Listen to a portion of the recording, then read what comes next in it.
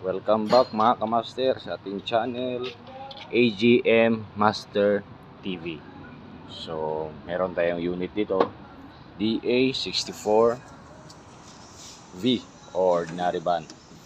So, saan ba natin makikita yung engine at chassis number ng ating DA64 Wagonman o ordinary van? Okay?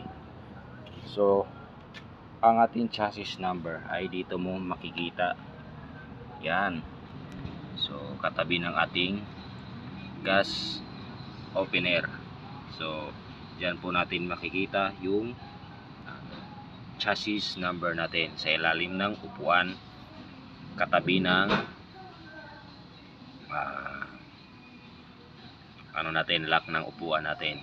Yan. So, ang ating namang engine number ay makikita natin yan dito sa may ilalim.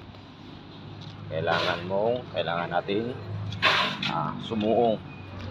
Okay? Lahat ng K6A na engine, dito mo makikita yung engine number niya. Okay? Sa ilalim po. Yun. So, ito yung transmission natin pag automatic. Sa manual, dyan pa rin nakalagay yung chassis number, engine number pala. Yan. Yan, klarong-klaro. Yan, K6A. So, may 7 number siya. Okay? Yan. Para alam nyo na kung saan makikita yung engine at chassis number natin. Okay? Ma-pick up man, transformer pick up DA63 63T. So pag K6 kasi dito talaga nakalagay yung engine number niya. Yung chassis naman ma-pick up o every van, doon pa rin nakalagay. Okay? At least may idea na kayo saan makikita. Kasi baka gusto nyo kayo lang yung mag-stencil.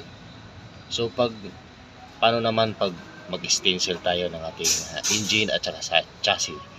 So yung nakagawian kasi is yung lapis, ikikis-kis mo dito.